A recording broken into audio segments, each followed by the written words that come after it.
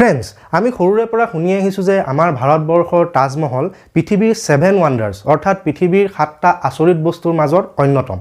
কিন্তু আপোনালোকে জানি হয়তো আচৰিত হ'ব, তাজমহলে এই স্থান 2007 চনতহে লাভ কৰে।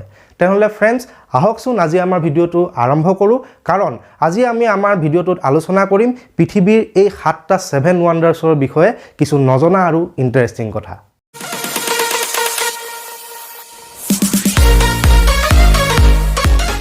ফ্ৰেণ্ডছ, ভিডিঅ'টোৰ আৰম্ভণিতে মই আপোনালোকক এটা কথা জনাই থওঁ, পৃথিৱীৰ যি অৰিজিনেল বা এনচিয়েণ্ট 7 ৱাণ্ডাৰ্ছ সেই তালিকাখনত তাজমহলৰ নামটো অন্তৰ্ভুক্ত নাছিল। কিন্তু বিভিন্ন প্ৰাকৃতিক দুৰ্যোগৰ ফলত সেই অৰিজিনেল 7 ৱাণ্ডাৰ্ছৰ অধিকাংশই বৰ্তমান পৃথিৱীত আৰু নাই। সেয়েহে 2000 চনত ছুইজাৰলেণ্ডৰ এটা সংস্থা যাৰ নাম আছিল 7 ৱাণ্ডাৰ্ছ ফাউণ্ডেশ্যন, তেওঁলোকে নতুনকৈ এখন তালিকা প্ৰস্তুত কৰি উলিয়াব বিচাৰিলে আৰু বিভিন্ন পোল আদি কৰিলে, আৰু সেই তালিকাখন পিছত 2007 চনত তেওঁলোকে পাব্লিছ কৰে, আৰু সেই তালিকাখনতহে আমাৰ তাজমহলে স্থান লাভ কৰিছে। বিস্ময়কৰ তালিকাখনৰ প্ৰথম স্থানত আছে the great wall of China. এই ৱালখনৰ দৈৰ্ঘ্য জানিলে আপুনি আচৰিত নহৈ নোৱাৰিব। ইয়াৰ দৈৰ্ঘ্য হৈছে 6400 কিলোমিটাৰ, আৰু এই ৱালখন বনাবলৈ 20ৰ পৰা 30 লাখ শ্ৰমিকে তেওঁলোকৰ সমগ্ৰ জীৱন উচৰ্গা কৰিছিল। আৰু এই ৱালখন 5ম শতাব্দীৰ পৰা 7ম শতাব্দীলৈকে বহুত কেইজন চীনা ৰজাই মিলি বনাইছিল। আৰু এই ৱালখনৰ উদ্দেশ্য মাথো এটাই আছিল, চীন সাম্ৰাজ্যক শত্ৰুৰ আক্ৰমণৰ পৰা বচোৱা। এই ৱালখন ইমানেই বৃহৎ যে এই ৱালখন স্পেচৰ পৰাও দেখা যায়, আৰু ইমান অদ্ভুত হোৱাৰ বাবেই ই 7 ৱাণ্ডাৰ্ছৰ মাজৰ এখন। তালিকাখনৰ দ্বিতীয় স্থানত আছে পেট্ৰা। পেট্ৰা জৰ্ডান দেশৰ এখন ঐতিহাসিক চহৰ। এই চহৰখন ৰঙা পাথৰসমূহ কাটি বনোৱা হৈছে, আৰু ইয়াত আছে শিল কাটি বনোৱা 134 ফুট ওখ এটা মন্দিৰ, অপেন ষ্টেডিয়াম, ছুইমিং পুল আদি। এই সকলোবোৰ শিল কাটি বনোৱা হৈছে, আৰু শিল কাটি এনেকুৱা কিছুমান শিল্পকলা ইয়াত বনোৱা হৈছে যে ই আপোনাৰ মন মোহিত কৰিব। আৰু এই পেট্ৰা চহৰক ইউনেস্কোয়ে ৱৰ্ল্ড হেৰিটেজ ছাইট হিচাপেও ঘোষণা কৰিছে। এইদৰে লিষ্টখনৰ তৃতীয় স্থানত আছে Christ the Redeemer. Christ the Redeemer's ব্ৰাজিলৰ ৰিঅ' ডি জেনেইৰোত স্থাপিত এটা যীশু খ্ৰীষ্টৰ প্ৰতিমা। এই প্ৰতিমাটো পৃথিৱীৰ অন্যতম ওখ প্ৰতিমা।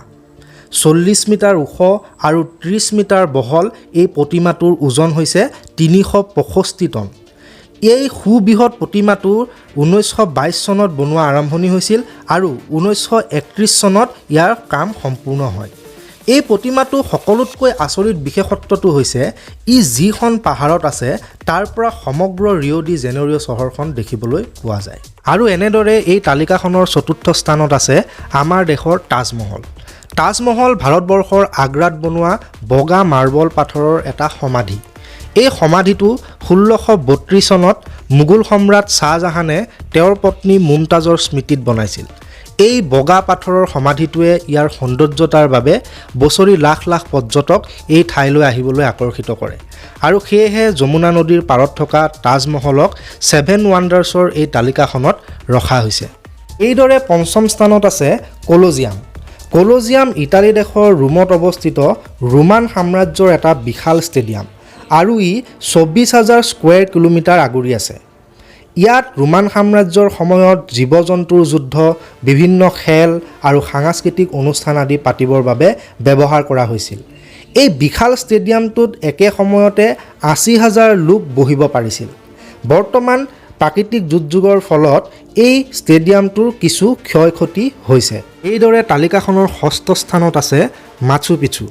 মাচু পিচু দক্ষিণ আমেৰিকাৰ পেৰুত অৱস্থিত এখন ঐতিহাসিক ঠাই, আৰু এই ঠাইখন সৌন্দৰ্যতাৰে ভৰপূৰ বাবে ইয়াক চাবলৈ বিশ্বৰ বিভিন্ন ঠাইৰ পৰা পৰ্যটকসকল অহা দেখা যায়। ই সমুদ্ৰ পৃষ্ঠৰ পৰা 2430 মিটাৰ ওপৰত এখন পাহাৰত অৱস্থিত। এই মাচু পিচু সৌন্দৰ্যতাৰ বাবে ইউনেস্কোয়ে 1983 চনত ইয়াক ৱৰ্ল্ড হেৰিটেজ ছাইট হিচাপেও ঘোষণা কৰিছে। তালিকাৰ সপ্তম অৰ্থাৎ অন্তিম স্থানত আছে Chichen Itza. Chichen Itza 5 kilometre আগুৰি থকা এখন ঐতিহাসিক চহৰ। এই চহৰখন আছে মেক্সিকোৰ ইউকাটানত, আৰু এই চহৰখন পৌৰাণিক কালত মায়া সম্প্ৰদায়ৰ লোকসকলে বনোৱা বুলি জানিব পৰা যায়। ইয়াত বহুতো পিৰামিড, মন্দিৰ, খেলপথাৰ আদি দেখিবলৈ পোৱা যায়, আৰু প্ৰতিটো পিৰামিডৰ চাৰিওফালৰ চিৰিবোৰ মিলালে ইয়াৰ সংখ্যা হৈ গৈ 365 আৰু মান্যতা অনুসৰি এই চিৰিসমূহ বছৰৰ দিনবোৰক প্ৰতিনিধিত্ব কৰে। আৰু ফ্ৰেণ্ডছ, আপোনালোকৰ জ্ঞাতাৰ্থে জনাই থওঁ, ইউনেস্কোৱে এই ঠাইখনক ৱৰ্ল্ড হেৰিটেজ চাইট হিচাপেও ঘোষণা কৰিছে।